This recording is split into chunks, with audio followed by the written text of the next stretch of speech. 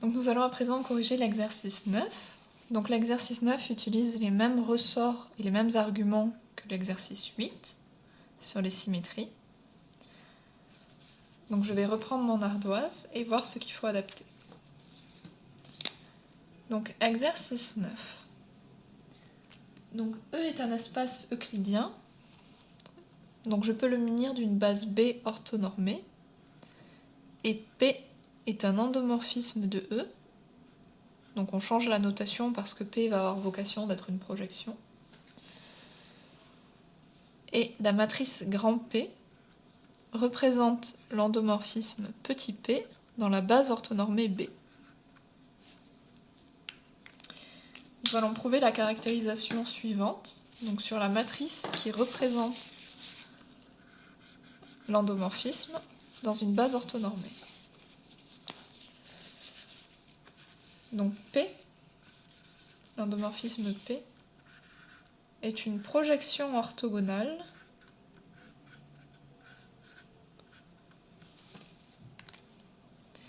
si et seulement si, eh bien, la matrice de P est symétrique et P au carré est égal à P. On dit aussi que P est idempotente. Donc nous savons déjà qu'une projection, par définition, c'est un endomorphisme idempotent. Donc c'est équivalent au fait que chaque matrice qui le représente dans une certaine base, sans propriété sur cette base, est une matrice idempotente. Donc P est une projection, est équivalent à la matrice grand P qui le représente, idempotente. Ok, donc maintenant, il va falloir vérifier que le fait que P soit une projection qui est orthogonale est équivalent au fait que la matrice qui le représente dans une base orthonormée est symétrique.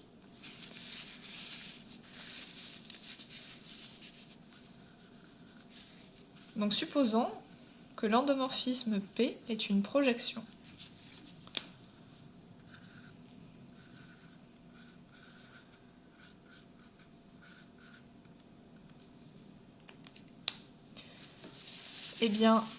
Dire que c'est une projection orthogonale, ça veut dire que ces espaces propres sont orthogonaux, c'est-à-dire que l'espace propre sur lequel on projette,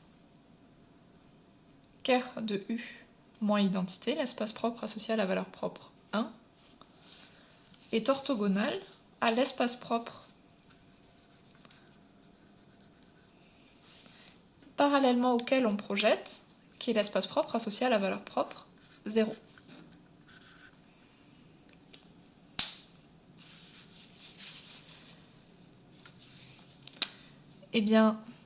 D'abord, j'affirme qu'il est équivalent de dire que ces espaces propres sont orthogonaux au fait qu'il existe B', une base orthonormée de vecteurs propres de P. En effet, je commence par justifier le sens aller, l'espace propre associé à la valeur propre 1 est un sous-espace vectoriel d'un espace euclidien, c'est donc un espace euclidien lui-même. De la même façon, l'espace propre associé à la valeur propre 0 est lui-même un espace euclidien. Donc je peux munir chacun de ces deux sous-espaces d'une base orthonormée, B1' et B2'. Et puisque ces sous-espaces propres sont en somme directe, la concaténation de B1' et de BE' forme une base de E tout entier. Donc une base de vecteurs propres de P.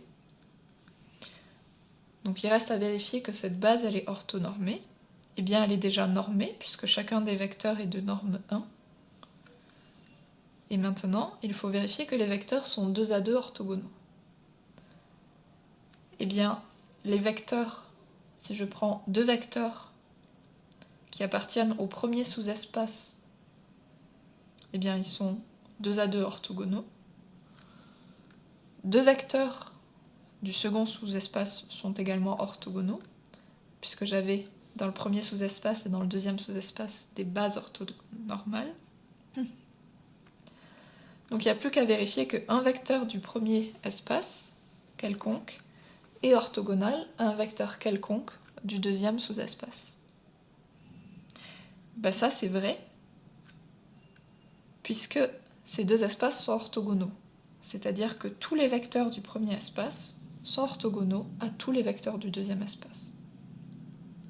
Donc en particulier, tous les vecteurs de base du premier espace sont orthogonaux à tous les vecteurs de la base du deuxième espace. Donc B', la concaténation des bases orthonormées de l'espace propre associé à la valeur propre 1 et de l'espace propre associé à la valeur propre 0, est une base orthonormée de E formée de vecteurs propres pour P.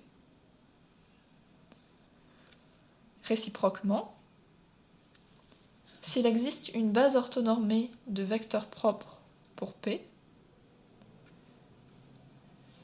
eh bien, ça veut dire que vect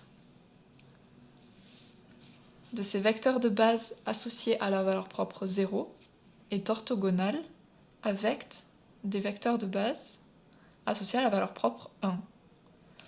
Autrement dit, l'espace propre associé à la valeur propre 0 est orthogonal à l'espace propre associé à la valeur propre 1. Donc je viens de justifier la première équivalence. Regardons la deuxième équivalence.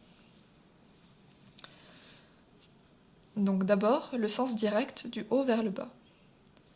Eh bien, s'il existe B', une base orthonormée formée de vecteurs propres de P, eh bien, c'est équivalent à dire, eh bien d'abord que la matrice P est diagonalisable. Donc il existe oméga, une matrice de passage, entre B et B', telle que P est égale à oméga moins 1, une matrice diagonale oméga. Sauf que la matrice oméga, c'est une matrice de passage entre deux bases orthonormées. C'est donc une matrice qui est orthogonale. Et puisqu'elle est orthogonale, eh bien oméga moins 1 est égal à transposé de oméga. Je viens de justifier le sens aller du haut vers le bas.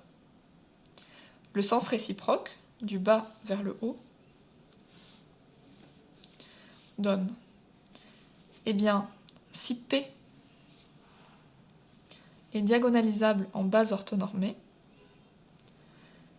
ça veut dire qu'il existe B', une base de vecteurs propres pour l'endomorphisme P.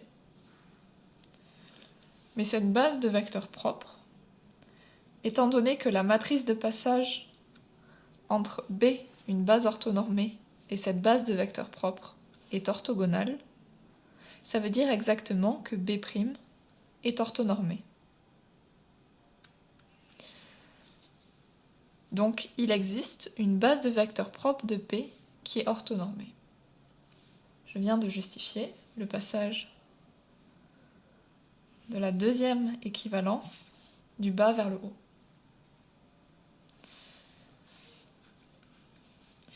Regardons la dernière équivalence. Donc d'abord le sens retour, du bas vers le haut. Eh bien, P est une matrice réelle symétrique, donc vous savez qu'elle diagonalise en base orthonormée. Le sens direct, du haut vers le bas. Eh bien, si P peut s'écrire comme transposé de oméga, une matrice diagonale fois oméga, eh bien, par le même calcul élémentaire que dans l'exercice 8, on obtient, du fait qu'une matrice diagonale est sa propre transposée, que transposé de P est égal à P.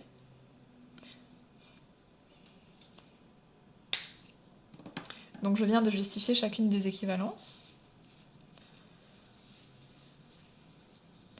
Et donc nous savons que P est une projection orthogonale est équivalent au fait que la matrice qui le représente dans une base orthonormée, alors attention, c'est critique d'avoir une base orthonormée, on s'en est servi dans la deuxième équivalence. Eh bien, la matrice qui le représente dans une base orthonormée est symétrique et idempotente. Et ceci conclut l'exercice. Donc j'attire votre attention sur une dernière remarque. Donc une projection orthogonale n'est pas une transformation orthogonale. Ok ? Donc le nom peut vous induire en erreur.